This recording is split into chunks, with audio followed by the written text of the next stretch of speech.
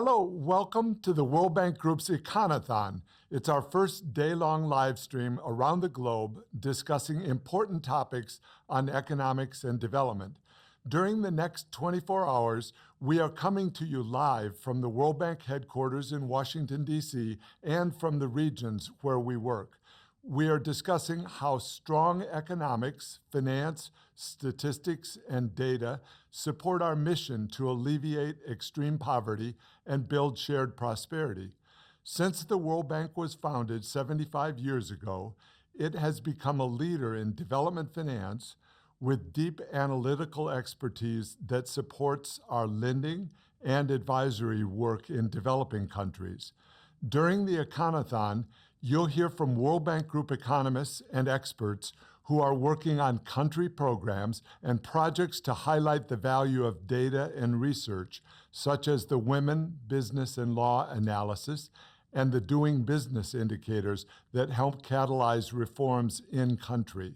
You will also hear from our clients, the people we work to help. We want to stimulate new thinking and share knowledge about the solutions to the world's toughest challenges and how we can come closer to prosperity for all. I hope you will join us as we look at the challenges, progress, and potential for reducing poverty and improving lives everywhere in the world. I hope you will join our South Asia region over the next 2 hours to discuss the unique challenges and opportunities the region is facing in reducing poverty and improving the lives of people. Welcome back to the Econothon studios here in Washington, D.C., and I'm delighted to be here with Hart Schaefer, the World Bank Vice President for the South Asia region. Welcome, Hart. Thank you very much, Noriana. I'm delighted to be here to kick off the 2-hour session of the Econothon for South Asia. South Asia is an exciting region. It's a region at the crossroads. It's a region that is home to 1.8 billion people in the world. It covers 8 countries. Here in the World Bank, we have Afghanistan, Bangladesh, Bhutan, India, Maldives, Nepal, and Sri Lanka. And that, of course, is your home Familiar country. with it, yes. So I'm excited because I know that we'll have colleagues in Dhaka standing by who will join us later on.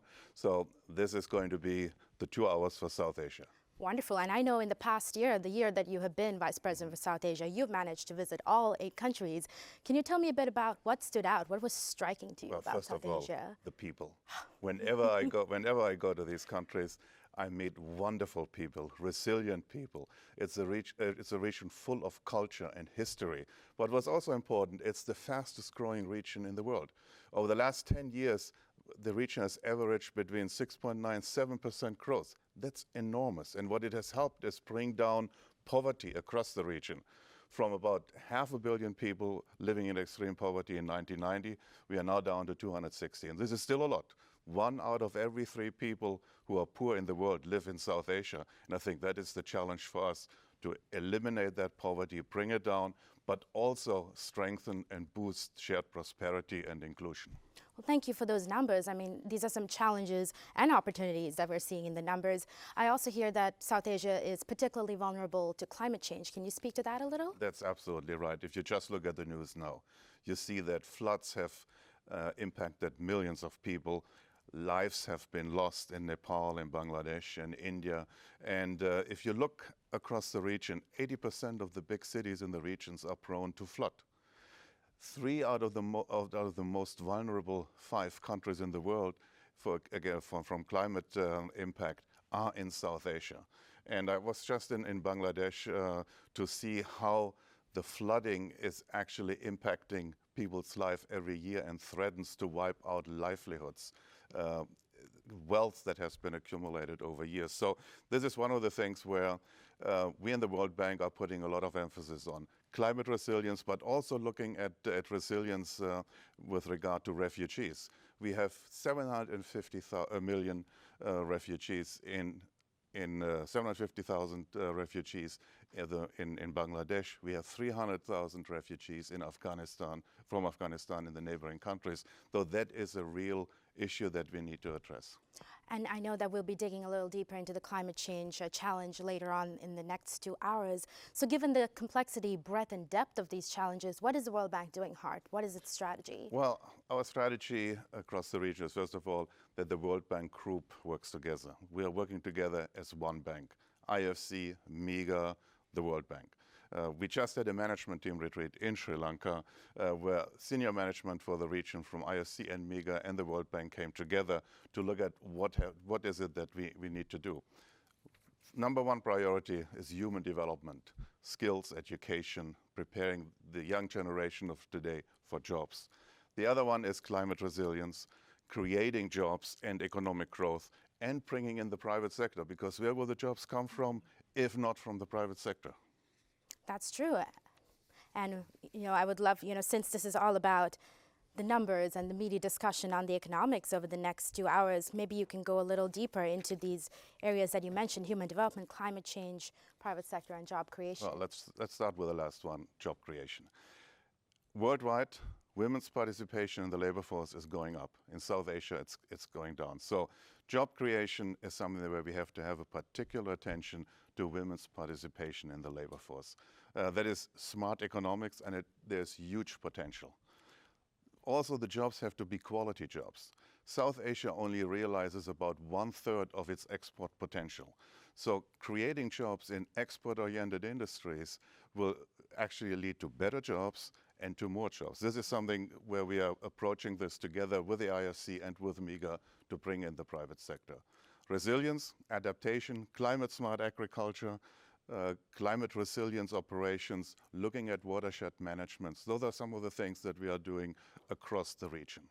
And of course, investment in human capital, in making sure that children get an adequate education, but starting much earlier with nutrition, because stunting is one of the issues. And if we address nutrition early on, that will have an impact for the rest of the life of the children. Wonderful, Hart. And I know that we'll be, talking to development experts from the World Bank and the world of development over the next 2 hours to discuss what can make growth in South Asia more sustainable and equitable. Yeah.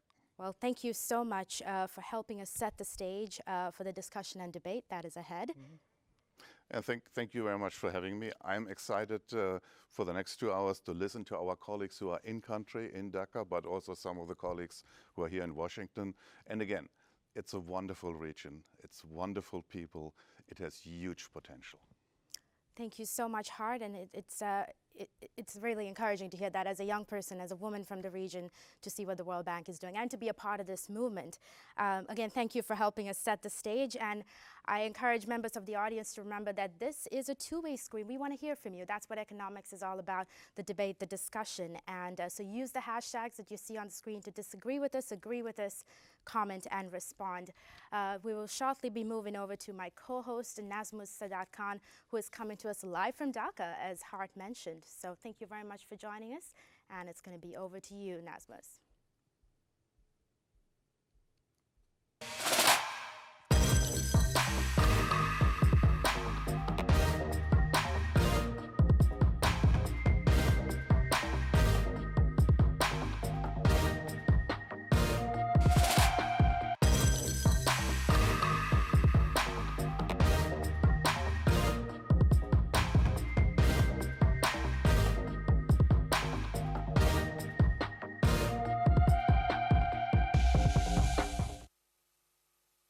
Thank you, Nuriana. A very warm welcome from Dhaka, and we are very excited to host this South Asian part of this unique event.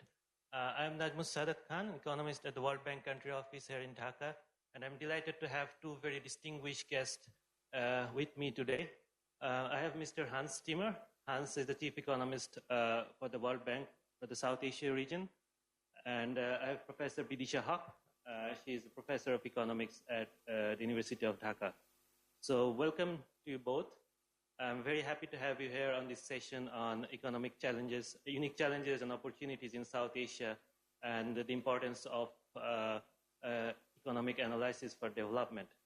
So South Asia is a very exciting region to work on at the moment. So a lot of things are going on. The region has experienced robust growth, declining poverty, and improvement in the human development indicators.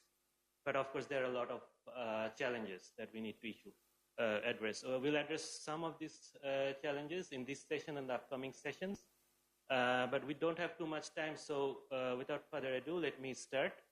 Let me start with Hans first. So Hans, you are now the chief economist for South Asia for 6 months now. So previously you were the chief economist for Europe and Central Asia. So what is your experience so far working on this region, and what difference do you see from your previous assignment? First of all, it is great to be here in Dhaka and to enjoy the hospitality of the people of Bangladesh. As you said already, I think that South Asia is at a fascinating stage of development. As Hart already said, it's the fastest growing region in the world for the last 5 years. It's benefiting from demographic dividend, benefiting from urbanization, to some extent from the ability to catch up when you start at a low level.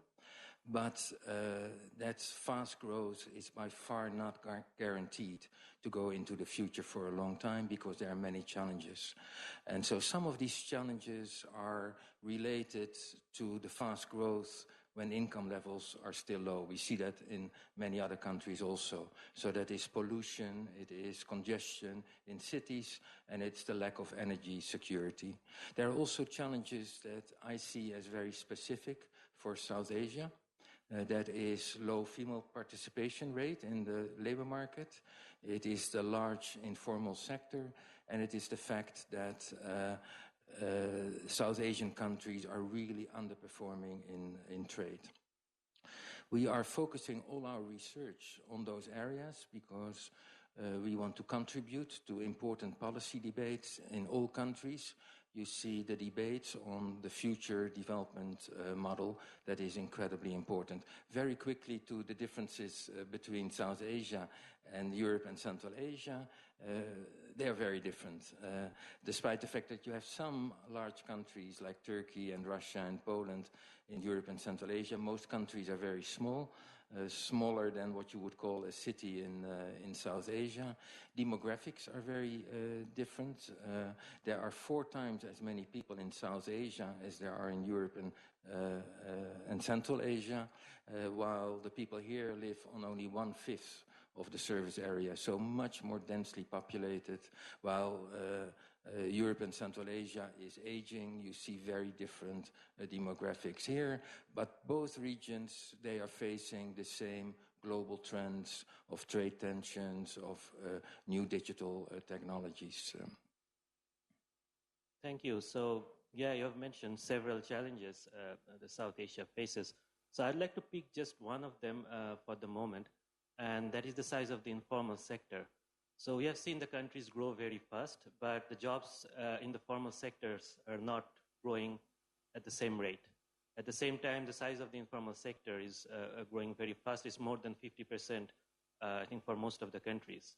So do you think the government should give higher priorities to solve this problem in the developing sector or developing countries, or do you think it's natural to have this? It depends a little bit on how you define the informal sector.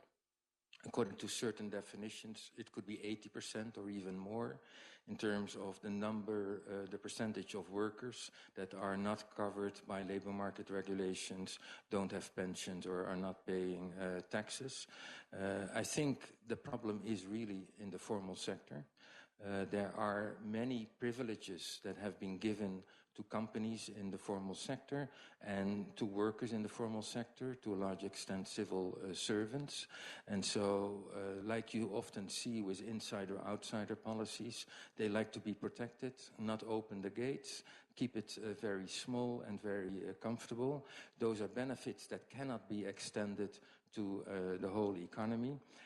And it's not a very dynamic formal sector that you're seeing here.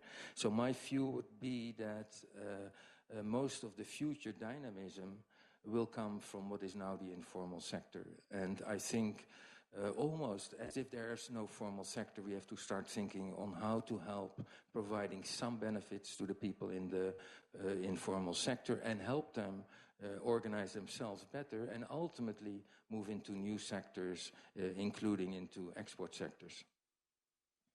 Thank you. Yeah, thanks. It's interesting that you found there is a potential in the informal sector, because we often feel that this is the problem. We only need to grow the formal sectors. But whether it's formal or informal, I think one problem that is very common in all the South Asian countries is a very low female labor force participation rate. So what do you think is the problem in this region? I mean, is it very unique to this region, or you have seen this in other parts of the world as well? There are many studies that point at circumstances that could keep female labor force participation low. For example, safety in the commute or the availability of childcare. Based on my own experience, I'm from the Netherlands, I think it's not just a technical issue. My mother was a teacher, and when she married, she lost her job because the government thought, backed up by society morals, that married women should not take the jobs of men. And some 50 years ago, society thought that that's no longer good enough. And only when that relentless drive to change the situation started, you saw that female labor force participation in the Netherlands caught up. And I think probably in South Asia, you need some similar kind of shift, where suddenly the society really think it's urgent to change the situation. Okay, yes, it was interesting to know about the example of Netherlands, because we don't often realize how the developed countries performed in this regard. So I'd like to move to Professor Bidisha Haq at this point, because your concentration is on labor economics, and I think you have also worked on female labor force participation as well. So what do you think is holding this region back at the moment? Is it cultural, or is it the nature of the economy, or is it something else? Yeah, of course, thank you. For example, in the cases of Bangladesh and also in other parts of South Asia, the factors are mainly socioeconomic and gender-centric norms. And in our research, we have also seen that. So for example, if you have children who are less than 5 years old, that reduces women's probability to go into the labor market. So these are the factors which are in fact holding women back to go into the labor market. So the thing is, as Hans was mentioning, that we need to put more focus on different policies which are supportive policies, like the policies related to daycare center, accommodation, transportation system, having maternity leave, and all of these things we have to provide incentive to the private sector, so that the private sector also plays a key role in this regard. And also here in the researches, what we have seen that also in South Asia region, it's very common to have children who are getting married at very early age, and also the problem of adolescent birth rate. So if these problems we cannot tackle, so the policy priority must be shifted towards that end. So this is extremely important. And also another thing is important, that it is to change the mindset. So when we are talking about changing the mindset, we have to think that one thing is we have to teach our children, so the next generation. So in that case, we have to put more focus on changing the curriculum. So the curriculum must be gender sensitive. And we must, in the families, the girl child and the boy child, they have to be equally treated. So these are some of the issues. And for example, in the case of Bangladesh, if I want to say that Bangladesh, one of the major drivers, Bangladesh has performed quite well. If you think that in mid-80s, it was like 8% was female labor force participation. So now we are more than 36. So for this country, one important thing is, one drivers was ready-made garments. But now we have to think beyond ready-made garments, and I think South Asian countries, they need to find different sectors where the job can be generated for women. So this is very important. And also for women are much vulnerable. In some of the research, we have seen that in terms of the automation. So how the job destruction in relation to the fourth industrial revolution, how the women will cope, the government and the private sector, that must come forward for that. Thank you. Thank you very much. It was very nice listening to you. And I was just following some of the questions from the audience, and obviously there are a lot of interest. And one area there were I saw a lot of questions on, that is on the human capital. So South Asia, as you know, we are not blessed with a lot of natural resources, and the most important resource that we have is our people. But are we spending enough on this research? Do you think there is enough spending on education, on health, or the government should prioritize more these sectors? So I think there is an important opportunity going forward, especially on education. One of the advantages of the demographic dividend that is generated by a decline in fertility rates is that the share of young people, the young cohorts, becomes smaller. So then it is easier to invest more per child. As percent of GDP, if you spend the same, it would mean more per child. So there's an opportunity going forward. At the same time, I don't think that it's all about the amount of money that you spend. It is more about the quality of education. When you look at the performance in the Human Capital Index of the World Bank of South Asian countries, they're not scoring low because children are few years in school, but the quality is low. So the quality corrected number of years is very low. And so that all has to do, how can you improve the quality of teachers? How can you make better use of new technologies, especially in rural areas? And how can you find the right balance between government intervention and private sector initiatives, while at the same time making sure that you have a level playing field and equality of opportunity. But I really see opportunities going forward. Thank you. And Professor Vidisha, how do you think, so we hear a lot of comments and articles on demographic dividend that is not only true for Bangladesh, but also for South Asia. So do you think we are making the best use of it? Time is running out? Yeah, we have to prioritize. And when I'm talking that about giving priority, we have to see from both the supply and the demand side what are the problems. So, for example, one issue, big challenge is definitely the education and skill. And the second very important issue is also, like, we have to think about the nutritional aspect, like reproductive health and health issues for having a productive human capital. And then we must give focus to how to absorb this labor force and how to utilize, how to turn the demographic transition into a dividend.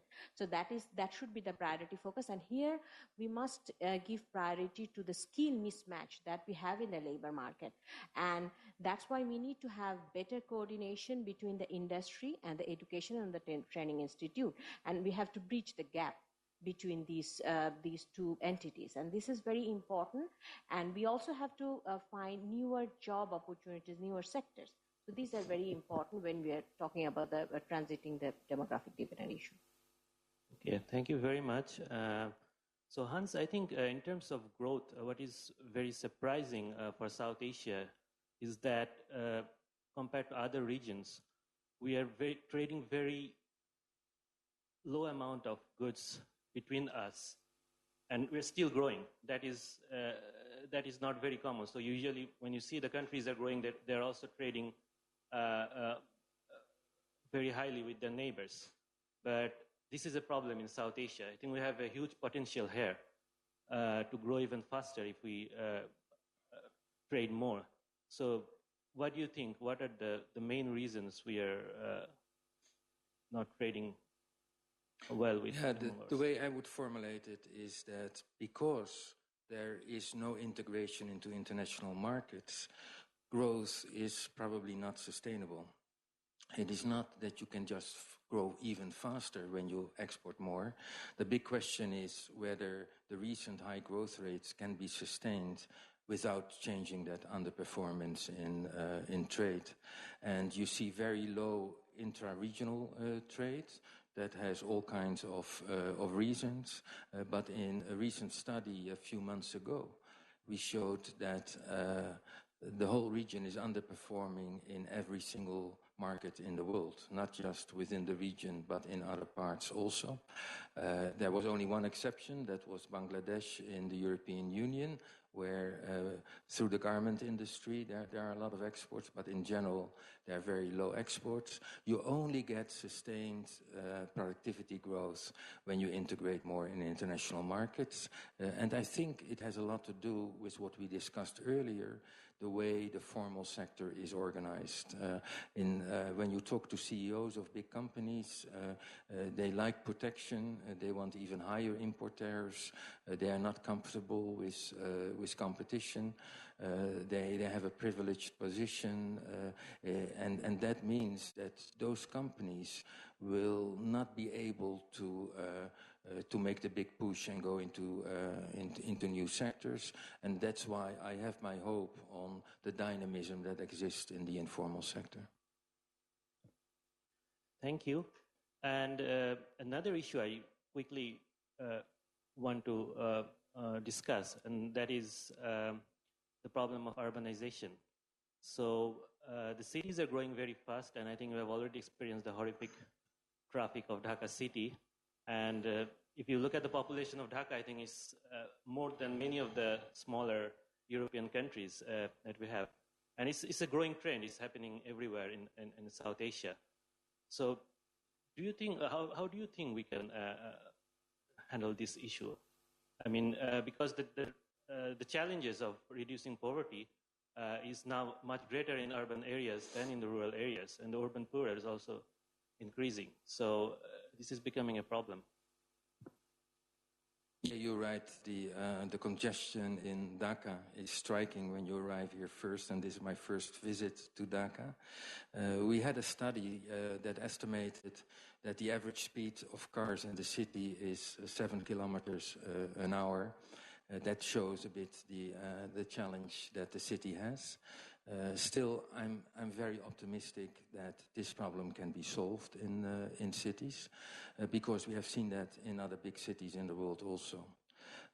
If you go back 20-25 years to Bangkok, then the average speed there was only 5 kilometers an hour.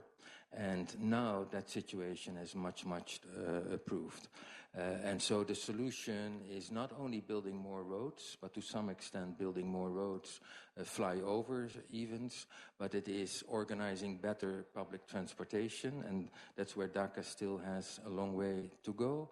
It is organizing the traffic better, separating traffic flows, but ultimately it is also about urban planning and improving the coordination between local agencies. And I think in the next section we will discuss a recent report of the World Bank on Greater Dhaka, showing that developing the eastern part of Dhaka could be an opportunity to start in a more structured way. So it is an enormous challenge.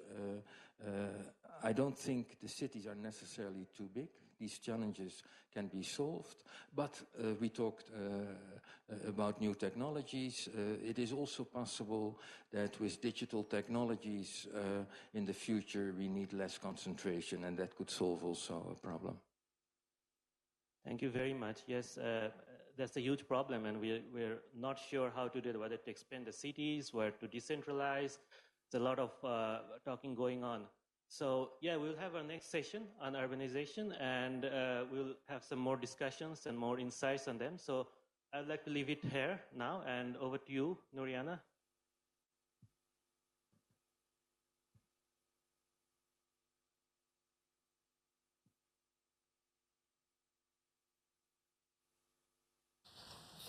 Thank you, Nazmus, and panelists for painting that big picture view that's so important to understanding why there are challenges and opportunities, and indeed issues that double as both challenges and opportunities in the region, which is a perfect segue into our next topic of urbanization. And that is why I'm delighted to have two distinguished panelists here with us today. It is my pleasure to introduce Martin Rama, former South Asia region chief economist for the World Bank and currently playing the same role in the Latin American and Caribbean region. Welcome. We also have here with us senior economist Yuli. We're very grateful for your time, and I think you'll both agree with me when I say that the rest of the world is impressed and stunned by the development that's happened in South Asia over the past few decades. Martin, what, in your view, has been the role of cities in this development? Thank you, Noriana. Cities have been central to this growth acceleration we have seen over time in South Asia. And they have been essential because basically people in cities are more productive than in rural areas. And over 1 decade, the number of people who became urban in South Asia is the equivalent of the population of Japan. So you have more than 100 million, 130 million people moving from low productivity to higher productivity. And that's a phenomenal push. But also for us at the World Bank, where our mandate is related to poverty reduction, cities have also been very important in that respect. You know, we tend to think, and it's right to think, that most of the poor still live in rural areas. And one potential implication of that is therefore rural development is what really will matter the most for poverty reduction. But what we're finding is that cities are doing a big chunk of the effort of poverty reduction because people migrate to cities where they have higher earnings, they send money back to their families, but also because the catchment areas of cities are becoming much better. They have markets to sell their products. So a lot of the poverty reduction we are seeing in South Asia is also related to cities. And what makes the cities in South Asia so unique, Martin? You mentioned Japan. For example, we know in East Asia Pacific, cities played a great role in development there as well over the past few decades. Yeah, absolutely right. I think that's the main challenge I think we face is that while cities are central, cities in South Asia perhaps are not as good as we will hope for. And you brought the comparison with East Asia. And in East Asia, we have seen this very rapid urbanization, countries like China or Vietnam, where cities have been built, massive infrastructure. Sometimes people say too much because there are cities that remain empty for some time. But basically, people move to cities that have all what it takes for them to function as a city. In South Asia, urbanization is a lot about people staying where they are and the place becoming more dense, more congested, acquiring urban features. But it's a very messy process. In fact, we have a report, a flagship report from our region about urbanization in South Asia, and we use that word, messy urbanization, to describe what happens. And that is, of course, a challenge. If you think that cities are central and they are messy, then we have a problem. So you're an economist by training, Martin, so are you, Yuli, and I'll be coming back to you on that. What is an equation or a formula or a way of thinking that we can use in the region to ensure healthy urbanization? The way economists think about cities is relatively simple. It's two big forces that happen locally, and they call one of them agglomeration, the other congestion. Agglomeration is the fact that when you put people together, they become more productive. They find better matches for their inputs and for what their products. They exchange ideas, like what we're doing now. We are in a city, we're exchanging ideas, and so we all learn, and that is a positive side. But you put a lot of people together, and you also get congestion. And the most obvious form of congestion is traffic. When you get stuck in traffic, and in South Asia you can get seriously stuck in traffic. But also congestion is air pollution, is crime, is social isolation. So you have positive forces, all the stimulation, all the productivity, negative forces, and someone has to make the most of the positives and contain the negatives. And that's typically local governments. And the problem in South Asia is that local governments are not empowered. In other places, the mayor is a central figure. Many presidents, many prime ministers are former mayors of cities who were successful. In South Asian cities, most often you don't know who the mayor is because line ministries, multiple agencies are taking responsibility, and because everybody's in charge, nobody's in charge, and things go wrong. Agglomeration and congestion, that's a great way to think of it. And I'm from Colombo, so I can attest to congestion being a problem in the region. And I'm going to turn to you now, Yuli, because I know you probably have a great answer to this question. Can you think of any case studies of cities that really attest to the dynamism and the opportunity, but also the challenge that we've just discussed? Sure, thank you, Noriana. In a recent report, we studied the capital city of Bangladesh, Dhaka. And as Marty has mentioned, Dhaka is one of the dynamic cities in the region. It's a mega city with over 80 million people by 2015 and still growing at a faster rate. Within the country, it's disproportionately important. It's only occupy like 1% of the land, but support over 10% of its population, over 36% of its urban population. And as a result of the agglomeration economies and the self-selection of productive people and productive firms, the city also contributes to about 20% of the country's GDP. And we all know, like for Bangladesh, the success, growth success or poverty reduction success depends on the ready-made garment industry.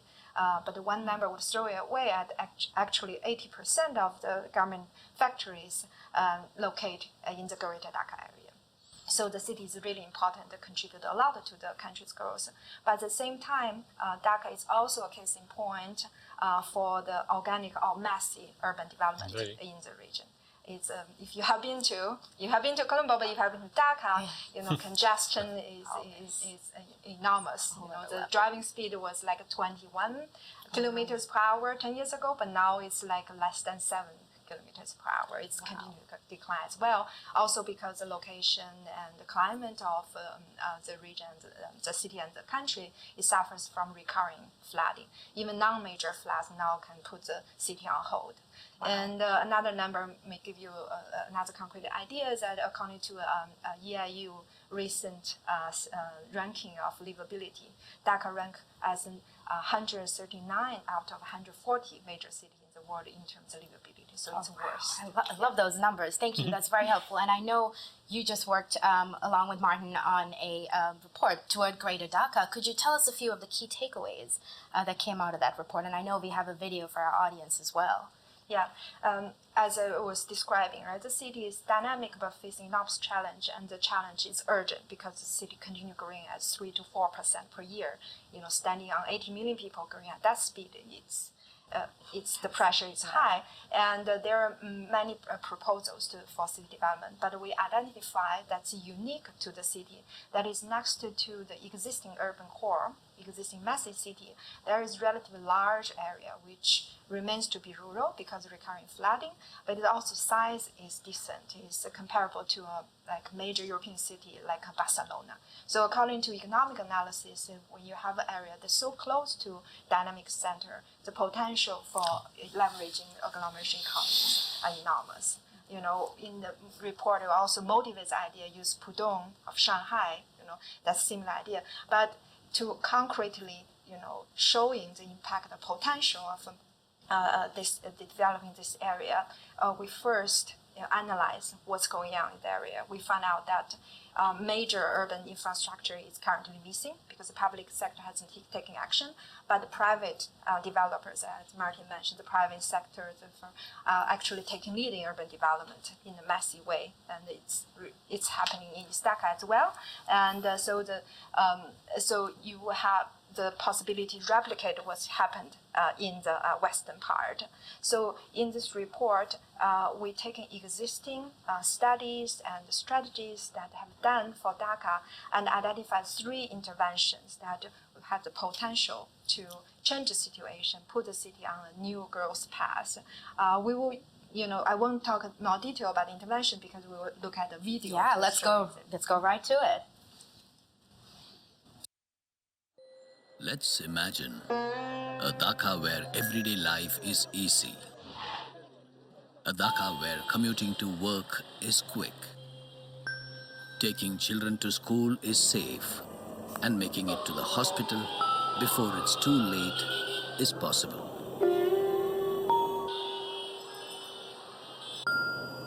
A more livable Dhaka is everybody's aspiration.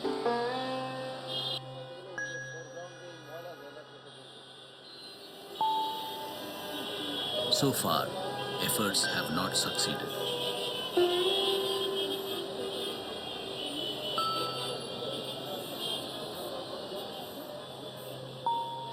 But a unique opportunity lies just across, within walking distance to the east.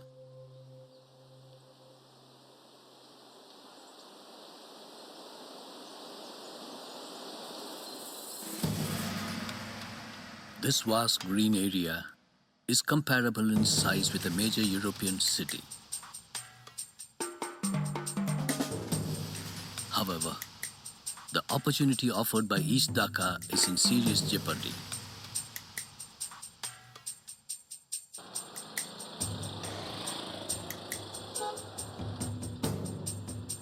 every day, developers are pumping in large amounts of sand, filling in natural wetlands, and raising the ground for construction.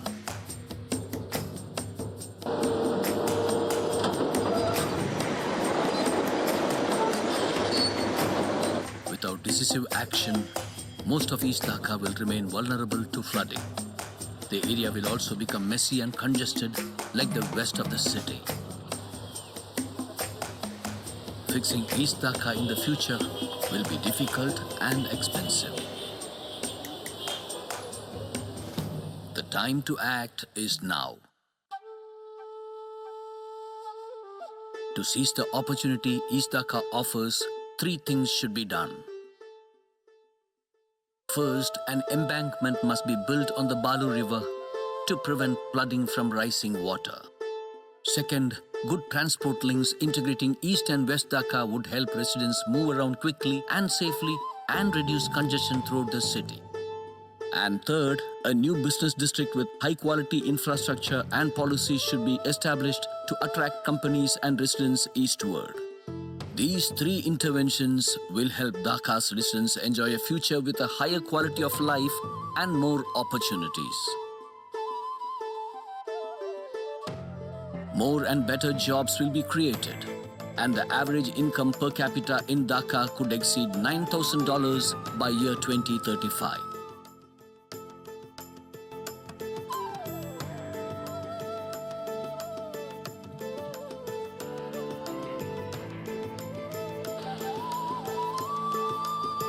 With the 3 interventions, Dhaka can become a great city, one where everyday life is easy.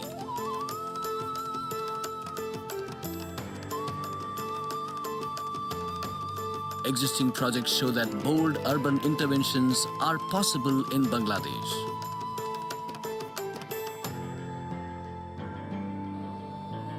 This vision can become reality. Let's make it happen.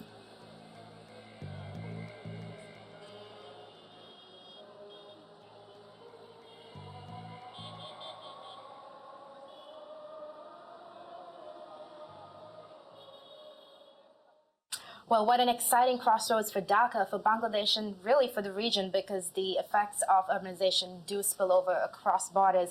It has been such a pleasure having our panelists with us. Thank you to them, and thank you all for watching. We really want to hear from you. We want you to agree, disagree, react, respond. That's what economics is all about. So please tweet at us using the hashtags that you see on the screen right now. But for the moment, it's only fitting that we go back to our colleagues in Dhaka, where you will hear from one of the co-authors of the report. Thank you. Over to you in Dhaka.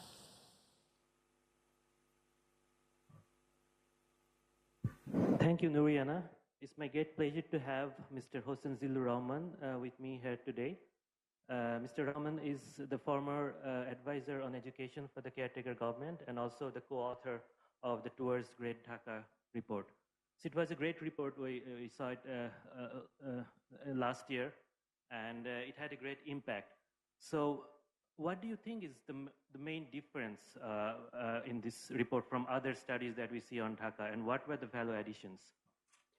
Thank you. I'm told it was downloaded over 1 million times. Exactly. Oh, that's quite an achievement. I feel great as a co-author. But I think in terms of urbanization in countries like ours, and in particular Dhaka, urbanization itself is very fragmented. But the bigger problem is that the thinking about urbanization is also fragmented. It's mostly sectoral, particular pieces. And I think there was a need for a big push thinking on the urban landscape centered around Dhaka. And I think the Towards Great Dhaka report, one of its key achievements was to provide that big push thinking beyond particular sectors per se, thinking about the issue as a whole. And I think it has had an impact on the local discourse, urban discourse, that we need to, sometimes we need to rise above the specific sectoral concerns and take a big picture engagement. I think that's what one of the key value addition. And the second was that often we talk about urbanization from a planner's perspective, but urban and the cities are actually engines of economic growth. and they are potentially engines of equitable economic growth. So I think that anchoring the issue of urban and the issue of Dhaka's growth on also the underlying economic landscape, I think that was also a very important part. Most of the urban discourse in Dhaka in Bangladesh has been from this planners or the environmental angle. The economic angle was brought in by this report. And I think there was also a third value addition, very important one, is that why do we write reports? I think the reports are meant to provide guidance to action, and action from particularly on urban and particularly if you're looking at Dhaka, the issue is, can we get the high-level policy actors interested? I think the issue here is getting buy-in from the policy high table, so to say.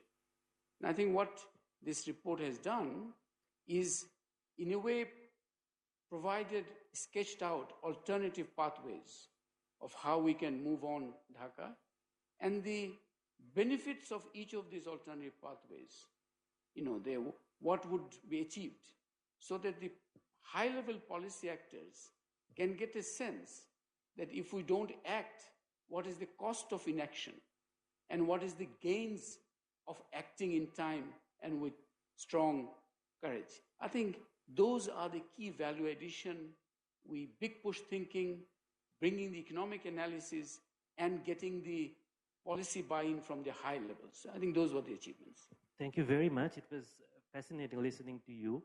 Unfortunately, we have very limited time, so we have to go back for our next session on informality, but we'll have a chance to come back again in the final session, and maybe we can have some more discussion here. So thank you very much, and over to you.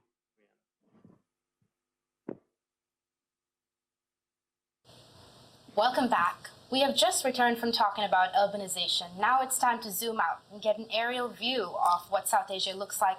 And let's start with a temperature check on the region's economy. And I now turn to Robert. So you are the lead author of the World Bank's biannual economic update called the South Asia Economic Focus. And the most recent update of the report calls for higher exports. Tell me, why higher exports and why now, Robert? Okay, so maybe let me start with mentioning the good news from the report. As Hans Timmer, our chief economist for the South Asia region, mentioned, South Asia is the fastest growing region in the world, and it has been the fastest growing region for quite some time now. Last year, South Asia grew twice as fast as the rest of the world. So I really think that South Asia has a lot of potential, and it really is South Asia's turn now. However, the growth in the last 5 years has been driven by domestic demand, which grew by roughly 8% a year, and not by a strong export performance. Exports grew by less than 4% a year over the last 5 years. And this imbalance created large current account deficits and created financing issues in some of the countries in the region. And then exports are not just growing slowly, but compared to other countries in the world, the level of exports is very low in the region. And so in this last economic update, we looked a little bit more into the underperformance of exports in South Asia. Among other things, we estimated a gravity model to assess South Asia's trade potential. These models are used widely in the academic literature. They use bilateral trade flows of all countries in the world over many years to then check how specific characteristics, like the size of the economy, the distance between countries, whether they share a common language, a common border, how that affects trade flows. And what we find is that if South Asian countries were more like other countries in the world, their goods exports would actually be 3 times larger than they currently are. And I'm convinced that in order to sustain the high growth that South Asia has at the moment and to build more resilience against external shocks, it will need to integrate more into the global economy. And in addition, I do feel that that would help a lot in terms of employment generation, even though, as Gladys has shown, it will not benefit all workers equally. Thank you, Robert. And I'm so glad that you touched on this idea of employment, because it's something that spills over from bigger picture into touching day-to-day lives of all South Asians. So, Gladys, can you help us make clearer that link between higher exports and employment in the region? Yes, we recently completed a publication, Exports to Jobs for South Asia. And in this report, we show the relationship between trade and local labor markets for several countries in the region. So we had important findings showing that higher exports lead to higher wages. For example, an increase in $100 in exports for India, that translates into an increase of about 576 rupees per worker. That's in addition to aggregate benefits from trade. And this is particularly higher for districts more exposed to trade. Also, another important finding is that exports reduce informality, attracts workers to the formal sector. And we estimated in the report that the increase in exports reduces informality among women or around 2%. But also, although exports can lead to higher wages and reduction of informality, it is important to say that it can lead to wage inequality because those benefiting the most from exports are individuals that are highly skilled and are already in the export sector. So also we provide in the publication policies in order to spread the gains from trade.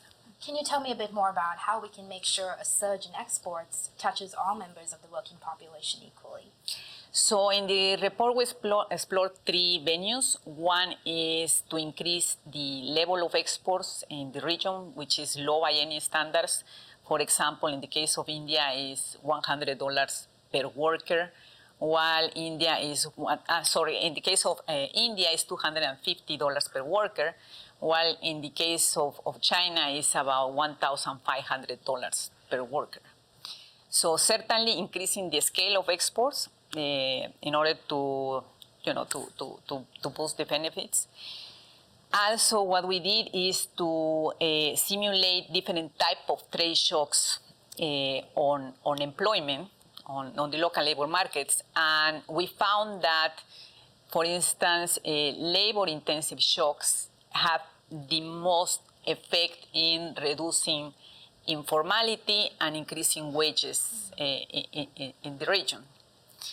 We explain why, the reasons, why is that some countries in the region have privilege more capital versus labor intensive, but reducing these distortions and letting the countries to leverage on the comparative advantage has the potential to improve local labor markets. And finally, we also carry out an analysis to understand how the increasing the participation of certain groups in the workforce who have been left out for several reasons, like women, can also improve the labor market outcomes in the region. Great, and you've touched on informality twice now already, and that's with good reason. Informality is pretty widespread in South Asia, and maybe Robert, you can help us understand why is informality so widespread in the region? That's of course a tough question, and I don't think there's just one reason for that, and maybe we can touch upon more later, but I think it's important to not just focus on the informal sector to answer that question, but to look at the formal sector as well. The formal sector in South Asia is extremely protected. And there are a couple of policies and regulations related to trade, related to finance, business regulation more broadly, that are not for the purpose of the country or for the majority of the population, but they are really serving very powerful vested interests. And I think that is one of the reasons explaining the large informal sector. It's because these protective things protect this very small vested interest formal sector. Thank you for that, because that's a great segue into my next question, which is for you, Faye, the idea of elite capture. Now, I know that the bank successfully launched Pakistan at 100 flagship, where it looked at where Pakistan could be in 2047, and elite capture is, at the top of the agenda of that report. Can you help us understand what elite capture is and how it's affecting policymaking and the future of the country and the region? Great, thank you very much for mentioning Pakistan at 100. To us, it's not only a flagship report, but it is also a fascinating journey that engaging with every dimension of the society in Pakistan and to have a dialogue and debate about how to make a greater Pakistan by 2047 when the country turns 100 years old since its independence. So the purpose of this Pakistan 100 research and report is to really define what are the key changes that the country needs to make it become a strong upper middle income country by 2047. And as you rightly mentioned, that elite capture has been defined as one of those key changes that needs to happen that to make the country be on a better trajectory for growth.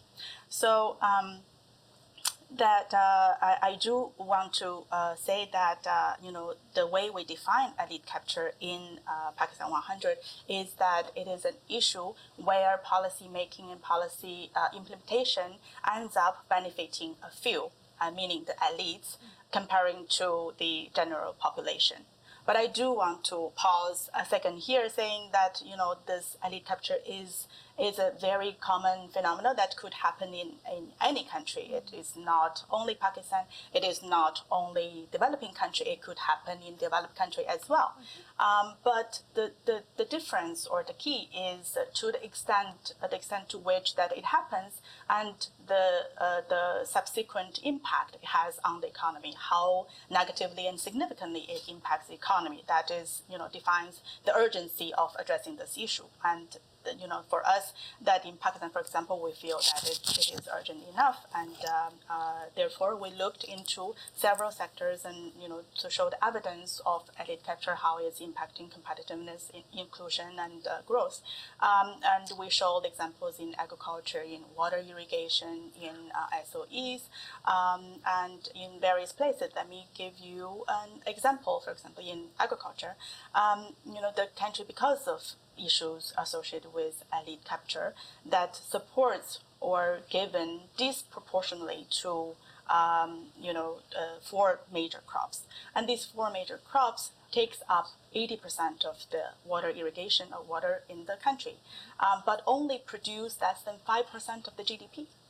And on the other hand, because of, again, elite capture related issues and water pricing is not fairly schemed out, and then that this, the 4 crops and the irrigation cost can only cover 10% of the operation cost. So that you see that elite capture is negatively impacting the productivity and also, fairness in water pricing and other policy related. And let me give you another example in the regulatory environment. And again, that favor is given to benefit a few, and as a result, that it really lowered innovation and incentive to innovate. So that the firms, only less than 3% of the firms actually introduced new products. And that compared to peer countries where often that the number is double digits. So lower innovation led to lower competitiveness and lower productivity. I guess then the ultimate question is, what do we do about it, right? So a couple of thoughts. That one is to really generate a debate and make sure there is a general consensus around this issue. And secondly is to make sure that there's measures taken to improve governance, improve transparency, improve accountability, to make sure that the economic policy making is better. And lastly, as we also debated in PAC 100, that we need more competition in domestic markets. And through a better business environment, that we hope the country would be better linked to regional and international markets. Thank you. Yeah, no, that was great. And you're right that this is something that's been happening for a while, but I love that we're talking about it now. It's a sensitive topic. Do you have any takeaways or lessons from your experience working on the report for how we got to this point? How was this communicated in Pakistan despite it being a sensitive topic? Yes, indeed, and thank you for that excellent question. I have to say that we were quite lucky that we enjoyed a fairly open environment where allowed the conversation to flow and debate to be generated around this, and in a sense that there is a relatively broader awareness of the issue. So it's not an issue that a new concept brought up by the World Bank, but is rather by the country and by its people. That being said, we did do a thing or two to make it more palatable. And for example, number one is consultation. So we did inclusive consultation, starting from the concept stage all the way to post-dissemination. We involved every corner of the society, government officials, private sector, CSOs, and even military, and the academia, and so local scholars. So we involved a lot of people, and it's really generated that debate. And secondly is that we give concrete examples and underpinned by very strong, robust analytical work, so that people can't say, this is wrong or this doesn't exist. And lastly, that we have targeted arguments when we talk to government officials. Those arguments would be different from those where we talk to the private sector, and make sure that there is a one general message sending out that this is a lower equilibrium that for the current status quo, and everybody has a role to change that. And I love that you brought up the private sector, because we can't have this conversation without talking about them. And Rosie, please tell us, why is the private sector, what role does it play in the creation of jobs? It's an important one. Yeah, absolutely. So the private sector is at the core of the job creation agenda. The first point I'd like to make is that the private sector accounts for about 90% of the jobs in emerging markets. The second point I'd like to make is about South Asia itself. And just to let you know that today about 1 million new entrants are entering the job market in South Asia, which means at a minimum we need about 12 million jobs that need to be created. Now, it's not just jobs that need to be created, it's also better jobs, because when you look at the employed today, a third are poor and about half are in the informal sector. Informality is, South Asia, it has the largest share of the informal sectors across the globe. So that is why the private sector is very, very important to job creation. What are some things holding back the private sector? What are the biggest obstacles that you foresee for the private sector in South Asia? So just a few quick points on that. The first is the lack of a conducive business environment. I believe it's been mentioned before. The second is a huge infrastructure gap. It's really massive. The third, I would say, is an underdeveloped financial sector. The fourth, I would say, is the fact that you have a very large state footprint in many of our countries. And then finally, I would say that both the land and the labor markets are deficient in the South Asia region, and much can be done by the public sector in helping that along. Those are challenges and opportunities. Absolutely. Thank you so much for outlining this. And the idea of dynamism and innovation has come up a couple of times. Yes. What can create more of that dynamism for the private sector in South Asia right now? I think, first of all, a stronger MSME sector. The gap that we are seeing today in South Asia is over $200 billion for MSMEs in terms of access to finance. And then if we bring in the informal sector, that would add another $100 billion. The SME sector globally accounts for 50% of the jobs. And so it is very important that the MSME sector as a whole is very robust.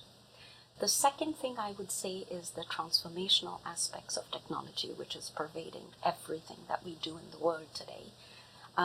We talk about technology displacing jobs, but there is an opportunity to actually upskill people, build capacity, enable them to be the next generation of amazing employees in the world. And the final thing I would touch on is inclusion.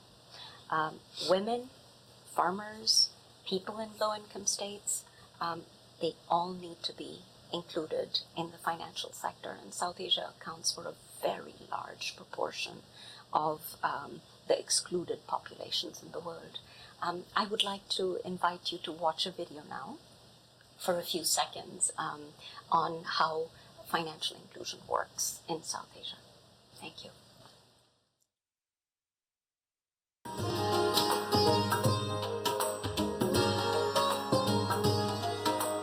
Getting 25,000, 1 lakh rupee, 100,000 rupee loan by a woman from any mainstream banks is really so difficult. So microcredit was one of the ways, or are the only way we found that at the time, which can make it happen. We feel so good about this. It's not just financial part. Their kids are going to school now.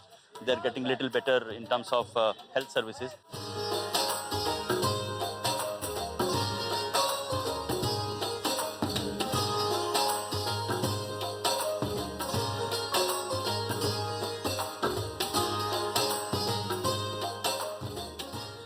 Future में क्या बच्चे लोग कमाएंगे और थोड़ा आमदनी आगे बढ़ेगी, थोड़ा हम लोग को भी देख के खुशी होंगे, हाँ चलो हमारी आमदनी बढ़ रही है, हमारा परिवार सुखी है, खुश है, और क्या चाहिए जिंदगी में।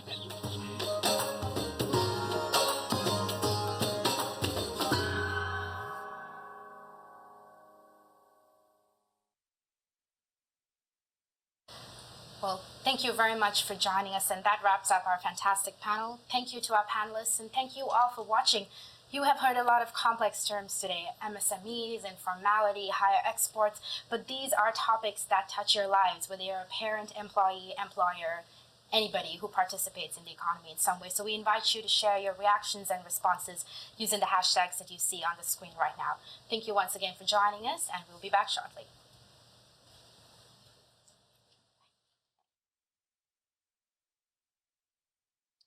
Human capital. It's been in the minds and headlines of many leaders over the past year, in large part due to the World Bank's Human Capital Index, which was released last October. And it is a pleasure to have with us three panelists who are able to speak to the index itself and the issues behind it in South Asia. Welcome all. It's a pleasure to have you here today. We have with us here Shwetlana, Ritika, and Ayo. Welcome. So I'm going to turn first to Ritika, who is intimately familiar with the data behind the Human Capital Index. What was the motivation behind an index in the first place? So maybe I'll start off by saying, when we talk about human capital, we're talking about the skills, the knowledge, the health, and the resilience that people acquire over a lifetime. We know that human capital is a central driver to economic growth and to poverty reduction. And so this suggests that countries really should be investing in human capital by ensuring that people have access to education, to healthcare, and that they're protected from negative shocks. Unfortunately, what we see is that the gains of these investments aren't immediately visible. So for instance, if you're investing in the health and education of a child today, it's going to be many years before this child enters the workforce and gets a great wage. So what we tend to see is that countries underinvest in human capital. And so the World Bank's Human Capital Project was this attempt to highlight the importance of making these investments. The way that we've done this is we use measurement and analytical work to engage with countries and show them that these are the gains that you can have if you make these investments, but also here are the losses that you risk if you don't. To build this case, we started off with a Human Capital Index. So we wanted to create an international benchmark that showed countries how they were doing on certain critical components of human capital. We have a focus on outcomes rather than inputs, because we don't want to just say you're spending this much. We also want to say, is what you're spending actually giving you the results that you want? So we created this measure. It brings together all of these different components in one number that shows you how important it is to invest in human It's truly fascinating how you and your team brought those numbers together. We're going to go to a short video that'll tell us a bit more about how these numbers come together to give us the index scores for each country. To explore the answers, the World Bank created the Human Capital Index. The index looks at health and education data for Anna's country and calculates how much her generation may fall short of achieving their full potential. It does this by combining 5 carefully selected indicators of health and education, chosen because global research has linked them directly to productivity. The math is simple but powerful. Child survival, school enrollment, quality of learning, healthy growth, and adult survival all enter into the Human Capital Index. The index then calculates a single value between 0 and 1, based on how much each indicator contributes to productivity as an adult. For each country, the Human Capital Index tells us a story about what the future of Anna's generation will be compared to what it could be. For example, let's say Anna's country has an index value of 0.7.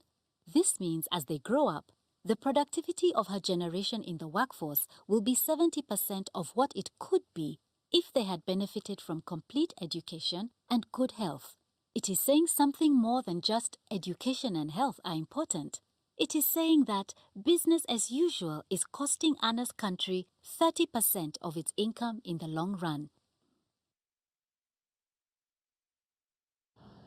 I'm going to turn again to Ritika now to tell us what is the story for South Asia behind these numbers. Is there an opportunity, is there a challenge, or is there both? I think probably both. South Asia has an average HCI of about 0.46. What this means is that as the new generation of workers grows up, they're only going to be about 50% as productive as they could have been with better education and health. And another way to think about this is that in terms of an opportunity, if the region were to improve its health and education, GDP per worker can go up by 2.2 times. The index also allows us to break this down a little more. So if we think in terms of education, between the age of 6 and 18, you should have about 14 years of education. But if you're born in South Asia, you're more likely to have about 10.5 years of education. Now, when we adjust this number for learning, that number goes down to 6.2 years of education. And this gap of about 4.3 years is what we're calling the learning gap. And that's a huge challenge for the region. When we look at health indicators, South Asia actually performs pretty well on child and adult survival rates. What this suggests is that the region has been very good about increasing access to good quality healthcare for people. Stunting is more of a challenge. About 36 of every 100 children in South Asia are stunted, and this is very concerning because the adverse effects of stunting will follow children into their adulthood. South Asia is a very young region. It has the largest population under 14 in the world. We're here and we started the Human Capital Project because we believe that this young population can be a driver for growth and development, but really this is the time to act and invest in their human capital. Thank you, Ritika. Those are some stark numbers. And Shwetlana, I'm going to turn to you. A 4-year learning gap. I mean, that's a learning crisis. Tell us a bit more about why we're calling this a crisis of learning. So it's very interesting. The story of education in South Asia has these two very distinct parts. So one part is a story of just remarkable success, right? So South Asia in the last 2 decades has managed to transform itself by being a region where very few accessed education to a region where 90% of all children have access to education.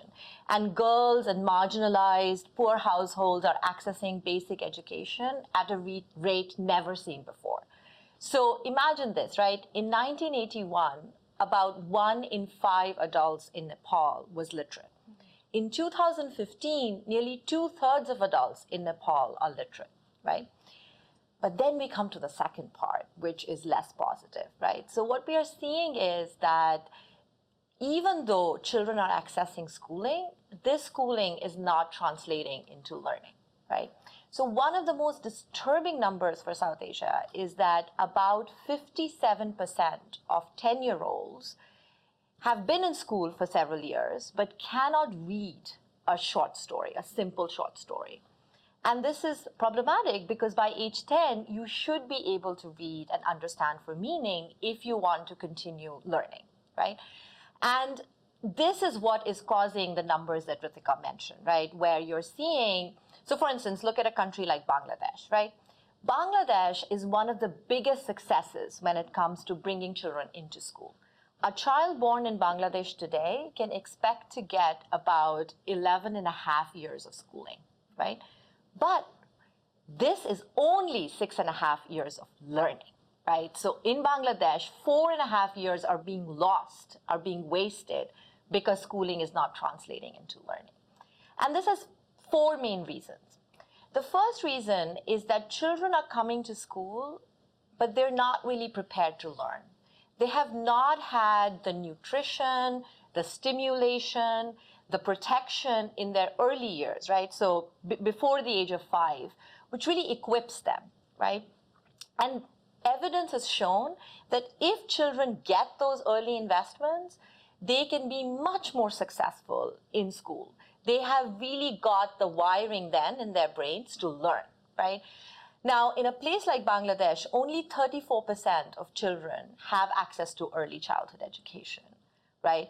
And that is what is sort of really hampering the eventual learning. But there's a lot of hope in South Asia on early childhood development, because in places like Nepal and Sri Lanka, these are two countries that have done remarkably well. So in a space of 10 to 15 years, most children in Nepal, 86% of children in Nepal and 94% of children in Sri Lanka have early childhood education. So three other factors are: one, there's a lack of inputs in a lot of schools. They don't even have teachers, they don't have textbooks, they don't have blackboards. The third problem is, even when teachers are there, they often don't have the skills or motivation to really invest in the learning of children, especially children from poor households. So in Pakistan, about 50% of interviewed teachers said that there is little they can do to help a child learn if parents are not educated, right? And then the fourth problem that we are just starting to measure is a problem of management and governance. And World Bank has recently released new ways to really measure systematically how schools are being managed. Wow, Shwetana, so you're well said, and it's really showing that this is a whole of society approach that we need to tackle the crisis going forward. And I'd like to shift now to Ayo and talk about the stunting numbers. But before we go into that, what exactly is stunting and what does it mean for South Asia? Thank you. A stunted child is one that is too short for his age. So it's a way to see that whether the child is chronically undernourished, but more importantly, it's also a way to see how much cognitive capacity that the child is likely to get later on in life. And this is important because from conception, right from conception, the brain starts to develop, and it's actually at its peak by 2 years of age. So it's really important that the child is not stunted, right? Not just because the child is too short for his age, but really because of the ability for the child to learn later on in life. In terms of the numbers, stunting in South Asia is one of the key drivers of the poor level of HCI, as Ritika had mentioned. There are about 36% of children in South Asia that are stunted, which means more than a third of children are stunted.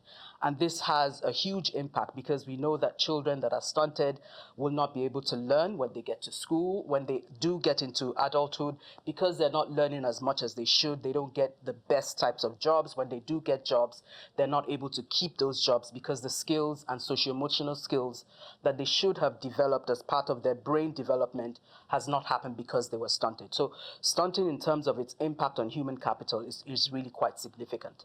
So in the region, the 35% really masks a wide range because it ranges from 17% in Sri Lanka to about 45% in Pakistan.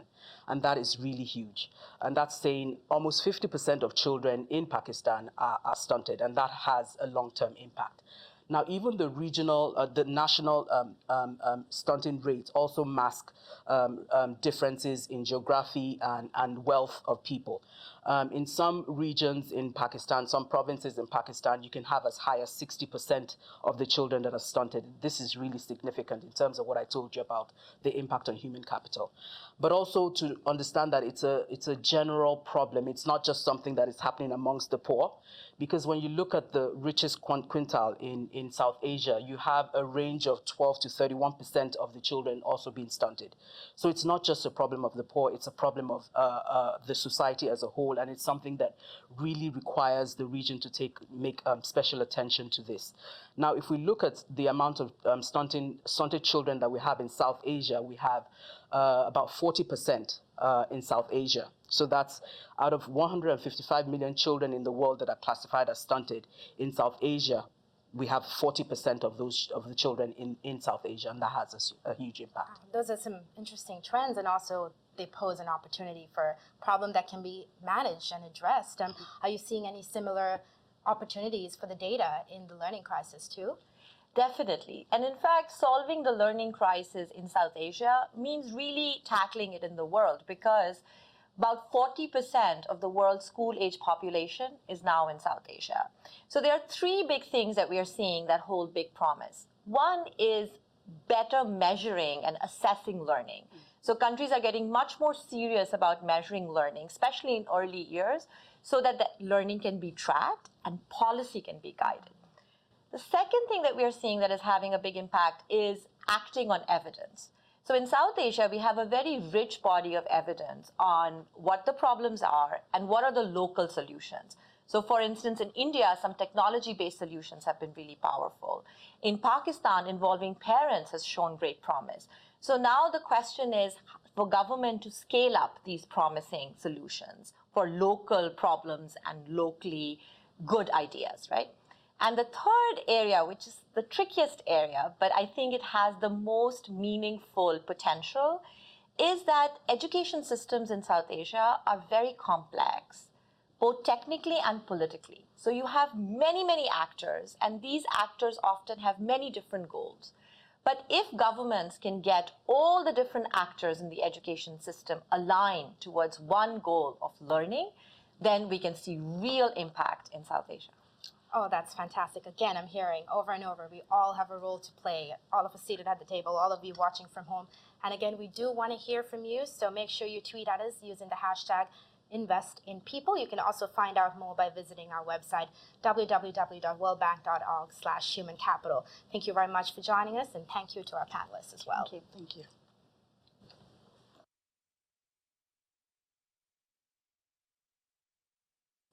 Female labor force participation, or to put it simply, getting more women empowered and ready to be in the workforce. Now, this is an issue that hits particularly close to home back in Sri Lanka.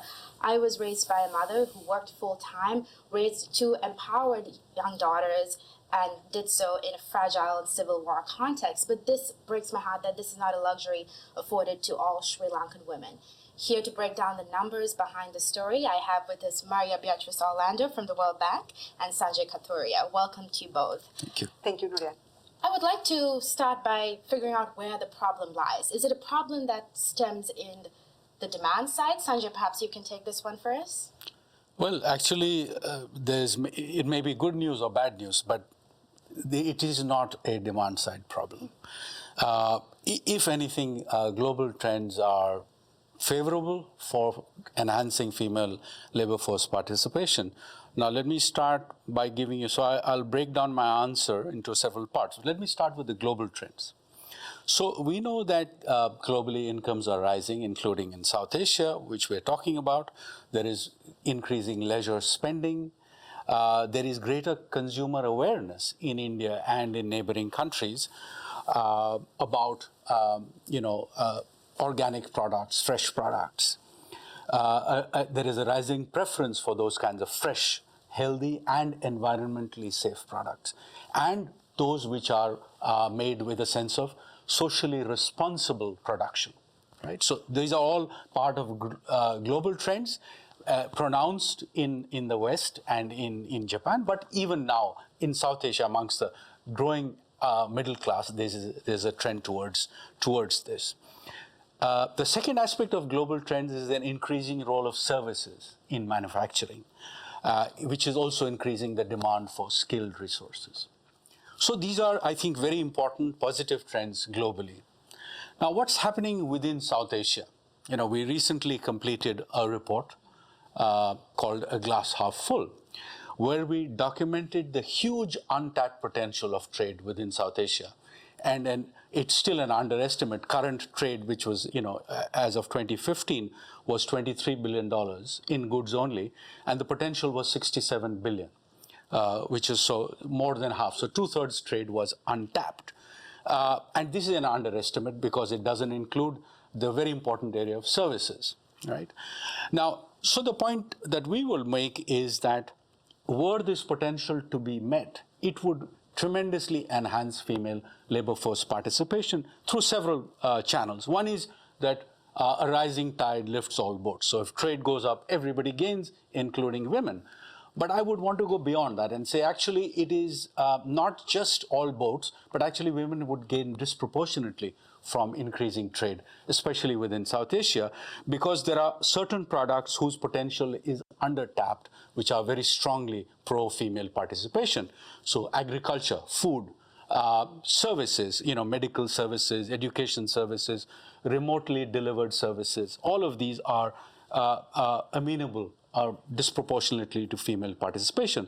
Couple of examples from South Asia, say for example garments, where South Asia is a world leader, especially Bangladesh, which is the world's second largest producer. Again, though there are barriers there, were they to be reduced, we would have more female participation. And then there are South Asian specialized products in South Asia, like handicrafts, lentils, mangoes, all of these things. There's tremendous potential, all of these. Well, thanks for clarifying. So things are looking good from the demand side. So let's move to the supply side then. But first, what constitutes low participation? Maybe you can help us understand that, Maria Beatriz. Thank you, Noriana. Thank you, Sanjay. Definitely, female labor force participation is really low in the region. It's on average about 26%. Most countries are at that level. For India, it's actually 23%. The only exception is Nepal, and there we are very concerned about the quality of jobs. Now, 26% average is below other countries with the similar income level per capita, and I would like to convince our audience that based on our World Bank economic analysis, this is overall really bad news. So essentially, it represents untapped opportunities, the wonderful opportunities that you were mentioning, Sanjay, that if there was better integration and more competitiveness, the region could take advantage of, also are being missed by women largely, and this is due to several factors that are at the household level. So number one is that some jobs are traditionally conceived as female or male. These are social norms that we all have, and in the region we have a lot of work to do in terms of really sending the message that there are many opportunities that should be accessible for both men and women, depending on their skills and depending on optimization at the household level and a good, well-functioning labor market. On the other hand, also, we have evidence, for instance, for one of our reports in Sri Lanka, Getting to Work, and from the Bangladesh Women Voices to Choices report, that says that women also are lagging behind in terms of the skills that the market demands. So this leads to unemployment, but occasionally it also leads to discouragement and completely dropping out of the labor force. There's also, of course, the fact that unpaid and domestic work are underaccounted, and women have a large burden of childcare and domestic responsibilities that are not being shared. And therefore, women will need a lot of support, such as childcare services, for them to really be able to participate in the labor market in full. There are also constraints on the mobility side, and a lot of our evidence points towards women not feeling safe outside of their homes. We recently conducted a study in Pakistan that tells us that only 30% of women say that they can go to a market or a health visit unaccompanied. This may be due to perceptions of safety, but it's also, again, a social norm that women traveling alone or moving alone is bad. And we really need to address these issues for women and for societies to tap into this potential. So what, if you zoom out, what are the larger forces driving these low and lowering participation rates? And Sanjay, feel free to chime in here as well. Yeah, so maybe if I can just add a couple of points. Thank you, Maria Beatriz, for these. And I think this is very enlightening. Now, one sort of good thing here is that, at least I know evidence from India, and it may be true for others, is that there is an increasing demand for education amongst women, which is then keeping them out of the labor force for longer. So that's a good thing, right? So they want to study more, they want to get more qualified. The other aspect that I've noticed for India is that as agriculture gets more productive, so you need less people to work on agriculture, and women traditionally have worked more in agriculture, then they get out of agriculture but don't have any alternative to turn to near home. So near farm jobs have not been provided in sufficient quantities to correct the decline in female labor participation that happened from the decline in agriculture jobs. There is also a positive story, although it doesn't cover the full picture, which is that as households become wealthier, a lower number of household members needs to work. So some of the trends that we are seeing, particularly in India, are reflective of higher incomes at the household level, and women dropping out of the labor force because they were doing jobs that were not fantastic, and as the household becomes richer, they don't need to do these jobs. They can devote more time to children and home, and that, if it is an income effect, is in itself a good thing. And sorry if I can cut in, there's considered even a societal status where the women are considered not to be working. That's right. You know? That's right. The bad news around that is that we know from our evidence and several reports and papers that the income effect is not explaining the full picture here. And moreover, in the decline in female labor force participation that we see in India and the modest increases that we see in Bangladesh and Pakistan are inconsistent with what globally we have in terms of evidence regarding this income effect, which is a U-shape in which at the beginning, as women leave bad jobs and agriculture jobs and households become richer and they also migrate in many contexts to urban areas, female labor force participation goes down, and then as wealth increases, again, it goes up again as women become more skilled, and therefore they have access to new jobs, such as the jobs that you were describing, Sanjay. This is not happening. The upper part of the EU, we're not observing, and we're very concerned about that. So this is a really interesting crossroads of potential for change. What advice do you and the data have for policymakers looking to reverse some of these trends, especially from the supply side? So if I may start with the supply side, we see a large mismatch of skills. We have data from Sri Lanka and from Bangladesh, India, Pakistan as well, that women need to have access to training and skills development in the sectors that show promise. So the sectors that you were pointing at, Sanjay. Sometimes women don't have the skills, and this is a big problem. We also need to make the public space safer for women. We also need to help households address some of the social norms that are preventing women and girls from tapping into some opportunities. We also need to support with childcare, which we know is also good for early childhood development. It's good for women, it's good for children, it's good for society as a whole. And we need also to support messages of non-discrimination and openness, and really show that when women work, the whole society gains and households gain. That's great. And Sanjay, maybe you can also touch on the idea of deepening regional integration. Maybe that provides an opportunity looking ahead as well. Sure. Yeah, so I can add a few points here to supplement what Maria Beatriz just said. One is to start with, let's measure women's work better. As Joseph Stiglitz said, when you marry a housekeeper, the global GDP goes down. Right, so we need to measure. So women are actually working more than men do in most cases. Right, so just because they're working at home doesn't mean they're not working. Right, so measurement is an issue, I think. Absolutely. So reducing barriers to trade in South Asia, we have documented again in our report, The Glass Half Full, that there are huge man-made barriers or human-made barriers. So just reducing barriers to trade where South Asian countries actually discriminate against each other, that will naturally help improve trade and disproportionately help women, we believe. The other thing is, when I visited Sialkot in Pakistan, we talked about, which part women were, it's a famous sports goods sector. Now, they did an interesting thing. They broke up the work into different parts. So there's a part of the football, let's say, which can be, you start the piece rate part. So you give women work at home. So instead of women coming to work, the work comes to the women, right? So this is not the answer to everything, but you can divide up the work in a way that part of it actually naturally gravitates or travels to the woman's home. So they do that work at their convenience rather than having to, because there are some issues in traveling to work. So that's one small part of the issue.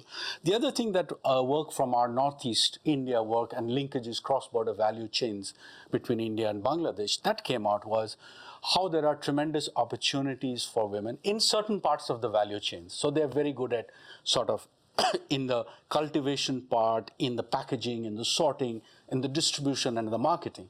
But there's less opportunity for them in the sciences or in entrepreneurship, right? In the more sort of valuable parts of the value chain, if you like, right? So there needs to be their mentoring by, putting women actively in firms and mentored so that they feel empowered then to go and become entrepreneurs in their own right. And then, of course, in science. They are very strongly present in the medical field, although, again, not in the upper parts of the value chain as much as men. But I think general opportunities in the STEM, this is a global problem, and I think even more so in South Asia. Oh, I love that, and it sounds like there's a lot of opportunity for innovation here, and I'd like to throw the challenge to any South Asian women in the audience today to innovate, think outside the box, and share your stories with us. Tweet at us, visit the website that you see on the screen right now. Thank you both for joining us, and thank you all for tuning in. Remember, we want to hear from you, and we'll be back with our next panel shortly. Stay tuned. Thank you, Narayana. Thank you. Thank you, Narayana. Thank you, Maribeth. Thank you.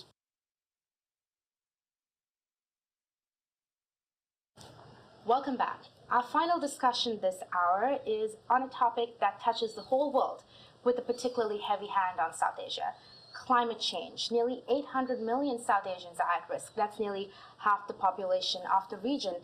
And here with us to help understand the numbers behind the problem and potential solutions, Muthukumar and Mani from the World Bank.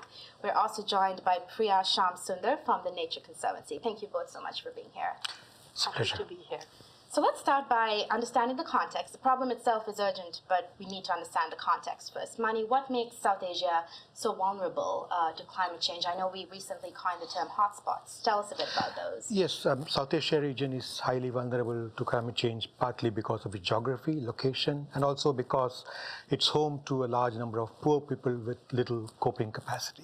But within South Asia, you have countries with varying degrees of vulnerability. For example, low-lying countries of Maldives and Bangladesh are vulnerable to sea level rise. Nepal is vulnerable to melting glaciers, and other countries are vulnerable to all different types of climate events.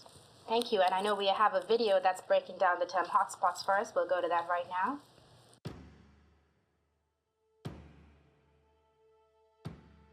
South Asia is highly vulnerable to climate change. And it's getting worse. A new World Bank report finds that average temperatures in the region have increased in the last 60 years and will continue rising. Rainfall is becoming more erratic. Some areas will experience more droughts, others more rain. These changes impact agriculture, health, and productivity. Changes in average weather will create hotspots across South Asia, where the living standards of communities will be negatively impacted. More than 800 million people are living in areas that are projected to become hotspots. Many of the hotspots are already impoverished, have fewer roads, and are isolated from main economic centers. Many hotspots don't provide enough water to irrigate crops and meet basic needs. This will impact many vulnerable families who earn their income through agriculture. Hotspots will become more severe if the global community takes no action to limit carbon emissions.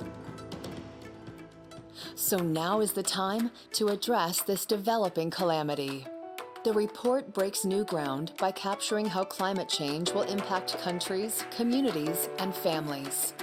The research shows how specific action in different South Asian countries, such as diversifying jobs beyond agriculture, investing in education, and improving access to electricity, can ease the decline in living standards caused by long-term climate impacts.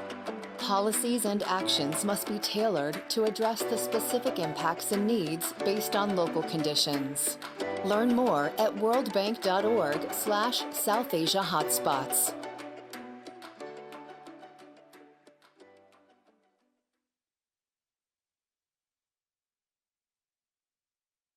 Mani, I'd like to come back to you. From a policy point of view, what advice does the data have for leaders who are grappling with the ongoing and future impacts of climate change in the region? Sure. South Asia region is highly vulnerable to climate change, but then it doesn't mean much if you go and tell a policymaker, because what they are looking for is exactly, but what am I supposed to do, right? So that's why we decided to do this analysis on hotspots. And basically what happens is that the policymakers have to make a decision whether to invest now to deal with climate change or postpone that decision to a later date. Now, they may end up over-investing and then later on regretting the fact that they lost the money, or they may under-invest and then they may be faced with a huge loss at a future date. So basically they have to use economic analysis to understand the costs and benefits of various interventions they plan to take, and that's where our analysis comes in handy. So what we did was we did economic analysis to identify specific regions, areas of South Asia that will be most vulnerable to climate change, and that could be a starting point for policymakers and then start intervening to deal with climate change, to adapt to climate change, to build resilience to climate change. Excellent. Invest now or invest later, but investment's got to happen. Yeah. Thank you. I would like to spend some time talking about air pollution, because you don't have to spend a lot of time in a big South Asian city for you to know that it's an in-your-face and in-your-lungs problem. In fact, I have this factoid that I'd like to bring up. The impact of pollution in Delhi is akin to that of a child on the streets smoking up to 6 packs of cigarettes a day. So, Priya, tell us a bit more about what are some of the sources of this unbelievable air pollution in the region? Yeah, so air pollution now is considered the second highest health risk factor for Indians. So this is a big deal. And what's important and interesting to understand is that it's so closely tied to climate change. So some of the sources of climate change and air pollution are the same. Not all, but some. And some of the solutions are the same. So you get some climate benefits, and also you get the air pollution reduction benefits and the health benefits. Multiple sources of air pollution, right, Mani, whether it's transportation, power plants, coal-fired power plant, electricity, particularly, industry, vehicular pollution, road dust, construction dust is a big deal, and non-point source pollution from agriculture that we don't think about, but that pollutes our water, and our own sewage pollutes our water. So there's, the problem is that there are multiple sources, but we do have solutions, at least for some of them. And some solutions are more costly and others are less costly, and we need to be identifying those that are least costly to implement. Well, I know you and your colleagues at the Nature Conservancy are working on some very specific solutions with farmers and stakeholders. Can you tell us a bit more about those solutions? So air pollution has, as I said, many sources. But there is a particular problem in Northwest India where air pollution peaks during the September to November, December period. Now, why does this happen? And this is particularly relevant for the nation's capital, for New Delhi, which is really heavily burdened by bad air. This happens partly because farmers in Northwest India are burning their rice crop to ready their fields for their wheat crop. Remember, Northwest India is the breadbasket of India, and there are about 2.5 million farmers who are moving from rice production to wheat production. And they have about 10 to 20 days to clear their fields and to start sowing wheat. And the fastest thing for them to do is light a match and burn their fields, which results in a huge amount of smog, closing down schools, closing down transportation, and a variety of different problems.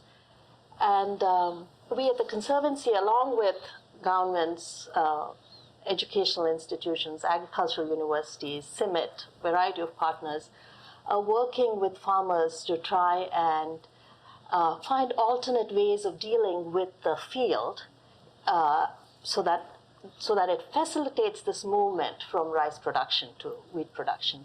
And the solution, we think, lies in using straw as mulch instead of burning straw. And our analysis suggests that farmers actually can improve their returns, their per hectare, per acre returns by 10 to 20% if they move from their current strategy of burning to a strategy of mulching using some available technologies. So we think we have a solution that you can wrap your arms around that will help the farmers, help with air pollution, and help with reducing greenhouse gases. Oh, you can't help but notice, all it takes is a mildly different way of thinking coupled with a little technology to make such an impact on the future of generations, really. Thank you so much for sharing that. All these things we've talked about, climate change, air pollution, agriculture, they also have another impact, which is glacier melting. And you can't have a conversation about climate change in South Asia without discussing that, because the effects are, there are ripple effects. It's on biodiversity, food, water supply, but also the economics. Mani, can you tell us a bit more about the economic implications of glacial melting? Sure. There's now an increasing evidence that suggests that because of climate change and black carbon, or the air pollution, as Priya was saying, is actually causing the glaciers of Himalayas to retreat. Now, why is it important? Because glaciers of Himalayas are water towers for the entire region. All the rivers originate from the glaciers, and they are the main sources of water for irrigation, for hydropower, for households, for crops, for forests, and so on and so forth. So clearly, what's going to happen is it's a huge risk for the millions of people who live downstream, because especially if glaciers retreat, which has huge implications for water resources downstream.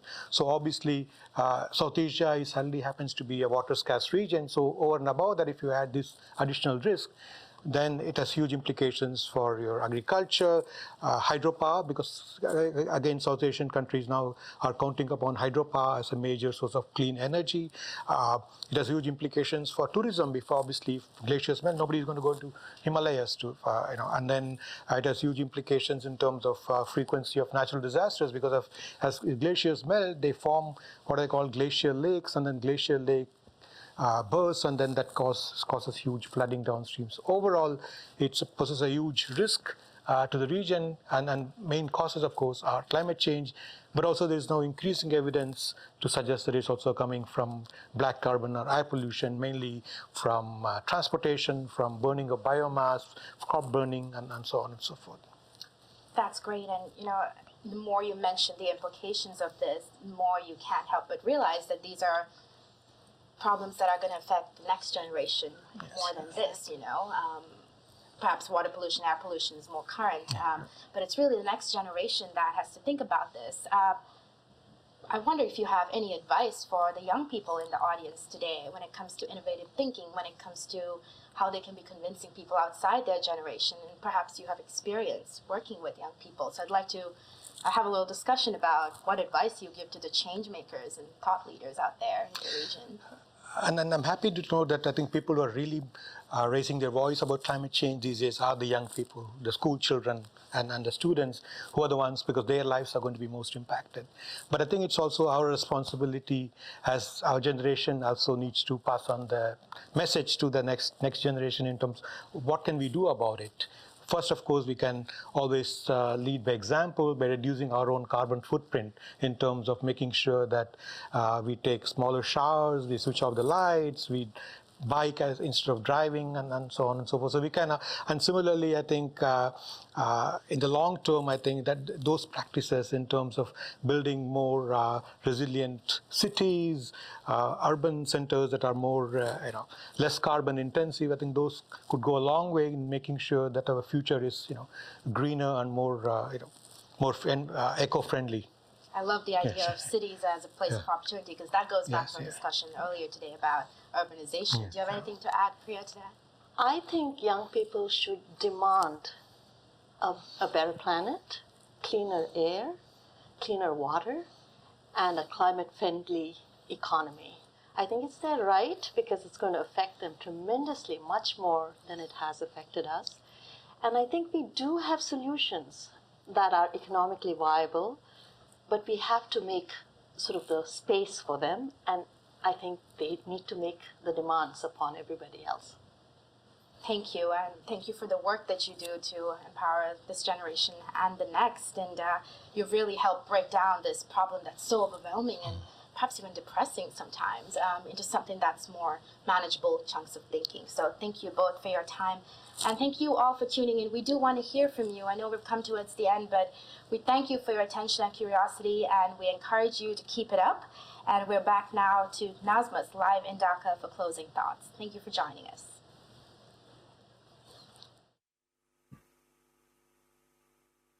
Thank you, Nuriana. So we had a fascinating discussion on urbanization, informality, human capital, women labor force participation, and climate change. And now we have like about 10 minutes left. So I'd like to start with Hans and ask you about the role of economic analysis in development. So where do you see the challenges in doing economic analysis in South Asia? And how can World Bank support this region on this regard? So over the last 2 hours, we heard already many examples of analytical work that addresses the opportunities and the challenges in the region. And I see it as my role as chief economist to make sure that also going forward, we are part of the policy debate with solid analytical work. And for that, we are working on 3 research agendas. The first one is economic geography, understanding where people want to live, where people want to work, where firms want to invest. That is a study of urbanization, of labor markets, understanding whether economic mobility is linked to locational mobility. The second research agenda is about the role of the state. That is also about elite capture. It is about the role of the private informal sector, the question whether new technologies are changing how we define public goods. And the third research agenda is about the nexus between climate change, energy, water, and agriculture, and understanding these externalities and also understanding the distributional impacts of all that. We are working already with many researchers in the region. We have a group of 300 researchers where we meet twice a year, but everybody who is listening and want to contribute to this research agenda, I welcome them very much. Thank you very much. It's good to know there's a lot of things going on South Asia. I'm sure the role of World Bank will be very useful in this regard going forward. Now, I'd like to ask Professor Bidisha, since you're also involved in research very actively, what challenges do you face? In terms of labor economics, you need a lot of micro-level data. Is it available in Bangladesh, or do you find it very challenging?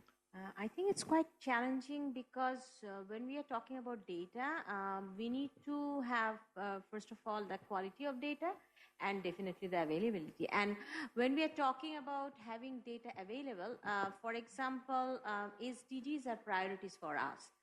Like the countries in this region, but we don't have enough data for SDGs, and sometimes there is like the definition is changed, and sometimes like we find that we don't have continuity of the data, so it becomes sometimes very challenging to monitor the progress of SDGs and the indicators of SDGs. So I think that is very important to have data available for important indicators. Secondly, for one of the challenges, sometimes like you find that there's a time lag. So, for example, you find that the survey has been conducted in 1 year, and after like 2-3 years gap, we are having the data. So scenario might have been changed already. And another issue is like the definition often changes. And so it becomes very difficult if you want to see that what has changed over time, how we can compare like the previous data with the recent data. And like if you want to make a country-wise comparison, if the definition changes and another country is using different definition, that maybe becomes a problem as well. So these are some of the issues, and so I think like some data also are very important. That there is also not coherence between the data. So sometimes we find that general public, for we researchers, sometimes we don't get access of the data. That's also a big problem for doing research. Yeah, you raised an important issue. So the definition, it varies across countries. What one advantage we have, for example, when I was studying the European countries, they have this common definition throughout the countries, and you have this data from Eurostat, which makes research very easy and easily comparable that we miss here in other parts of the globe. Yeah, but now I'd like to move to Mr. Zilur Rahman and ask on a different topic. That is the political economy of South Asia. So, a lot of aspects are related to political economy and holding South Asia back for trade, for example, or institutional reforms. So how do you see the South Asian countries tackle this issue going forward? Well, I think that's very important, the political economy part of it. And there are multiple issues one can discuss there, but I want to highlight just a few. One part is that, unlike many other parts of the world, South Asia, one part of its dynamism is the fact that it's what I would call an initiative-driven process of change. That people don't wait for policies. People don't wait for plans or analysis. If they see an opportunity, they act. This initiative-driven process is giving what's the resilience of the South Asian economics comes mostly from that. So that's one part of the political economy where people are active one way or the other. But then that alone cannot deliver the job. You have to have. And there I find going forward, the political economy, there are several issues which needs focus on. One is that are we getting the incentives right in South Asia for the youth, for the bureaucrats, for the private sector, for the women? Are we getting the incentives right? I think there is a major problem with getting the incentives not right, mixed up incentives. We are over-incentivizing government sector jobs at the cost of the private sector. And therefore, we are reorienting the youth towards an unsustainable economic solution. So I think getting the incentives right, even governance issue can be discussed in these terms, that because of misgovernance, those who are not doing the economic job proper are getting the incentives to continue in that direction. Banking sector in Bangladesh is a classic example of that. So that's also a key issue. And the third issue that I would like to highlight, I saw in one of the earliest chapter, the discussion on elite capture. Now, the elite capture issue in the South Asian context, I think there's one dimension of it which I want to really use this occasion, is that the development discourse itself is vulnerable to elite capture. Because we can have a one-dimensional emphasis on the development discourse which favors certain elite interests, which favors certain economic actors. And I think we have, the middle income aspiration of Bangladesh is a very powerful aspiration. But if we can't include everyone in that middle income dream, then it becomes an elite capture sort of issue. That's one. And finally, I would say that because of the specificity of South Asia, we must go for what I would call soft institutional strategies. Hard bureaucratic solutions don't work here. Coalition building, cooperative actions, multiple actors on board. These are the way to go forward in the South Asian context. Yeah, thank you very much. It was fascinating to listen to you. And we are really running out of time, so I'd just like to finish off by asking one question to all of you, maybe answer in just 30 seconds. So going forward, what do you think are the main drivers of growth for South Asia? And do you think the growth will be sustainable in the near future? So maybe in 30 seconds. I think we must concentrate on export and diversified export. That's very important. And the private sector investment, that must be important. And another important growth drivers is human resource. So if we emphasize on these three things, I think we can go quite forward. And that can be something like sustainable growth. Thank you very much. I truly think that the coming decades, it can be South Asia's turn to become the really dynamic part of the global economy. But for that, you have to unleash the potential of the increasing number of educated young people in the form of startups, in the form of small units that integrate into global markets. For that, you need the right incentives, but I think it's possible. And the metrics of success would be indeed the exports performance, the competition in the countries, and okay. Thank you very much, Mr. Brahman. Okay, very briefly, I also believe it can be South Asia's turn. But to do that, everyone is focused on the macro drivers of growth. Also, we're focused on the micro. I think in the coming decade, we must focus on the meso economy. That's where much of the unrealized potential lies. Okay. Yeah, thank you very much. It was fascinating listening to you. And thank you for your time and contribution for this session. I thoroughly enjoyed this discussion, and I hope the viewers around the world have enjoyed this as well. Unfortunately, we are very short of time. We could have continued this discussion forever. And so, yes, I'd like to finish it here. And thank you very much. And goodbye from Dhaka. And over to you, Nuriana.